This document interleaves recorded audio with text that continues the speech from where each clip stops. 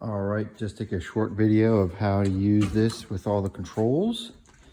So for comfort in the operator's seat, this lever you pull sideways, you can move the seat front and back. Oh, it's a little hard to do with one arm. There we go. This dial right here adjusts the spring suspension. I haven't really messed with it, but because the seat has a spring under it for suspension. So getting into the operator's seat, you can adjust your seat with this, of course, and then right here is the knob for the steering wheel up and down. So you get it to where you want it, and then you can latch it. Little knob for holding the steering wheel. Over here, forward. Reverse. Reverse, no shifting required to switch from forward and reverse. This is the brake. If you want to put the parking brake on, you push the brake. Pull the parking brake, push the brake, push the parking brake in, let it go. Sometimes you have to push it once to let it to release. Over here, these are steering brake pedals. That's a left brake, right brake. You can push them together, of course. If I'm going to use the brake, I typically just use that one.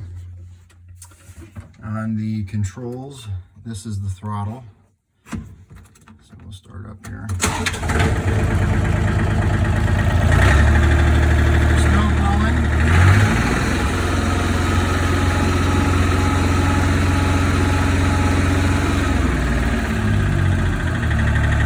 Motor work, whatever works.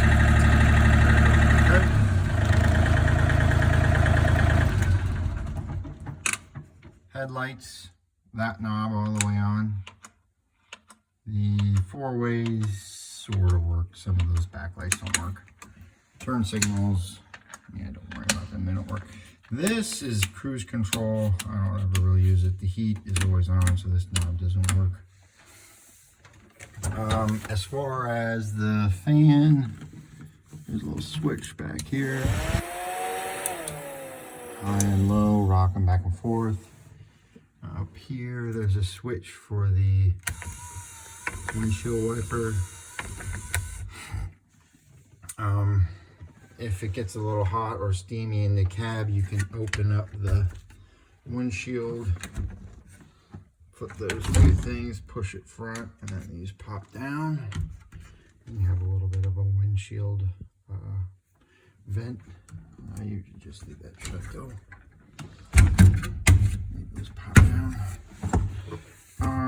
As far as the controls to operate the snowblower, that's on your right side. So PTO on is all the way forward. PTO off is all the way back. It won't start if the PTO is switched to forward. So PTO always runs the back.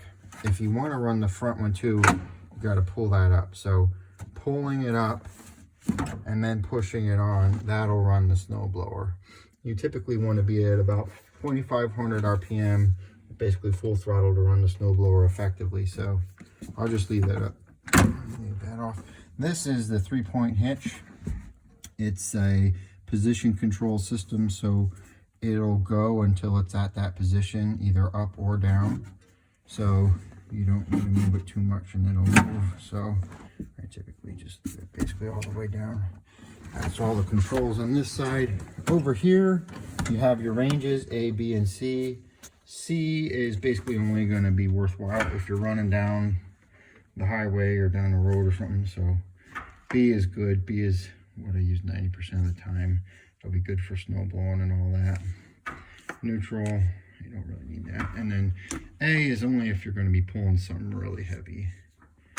So I'll leave it in B for you. To shift, you have to be stopped.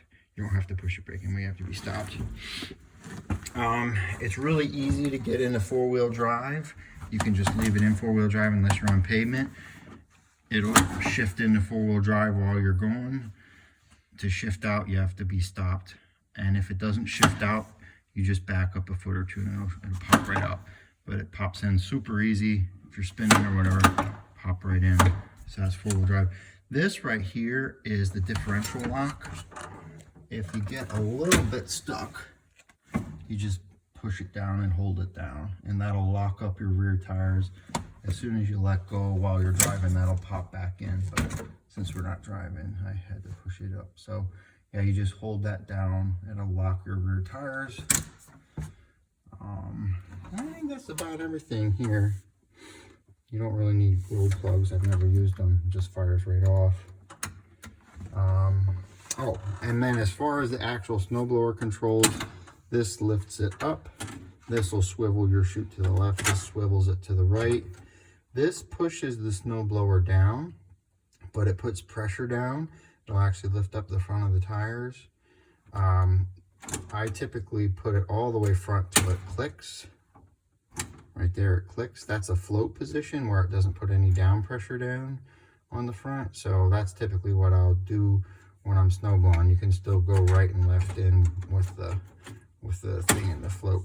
You can lift it all the way up and then snow blow the top of the snow if it's a really deep snow or a big bank, and then come back and just get it in the float position. So that's pretty much everything. Oh, except for this. This is your up and down for the mid-mount mower.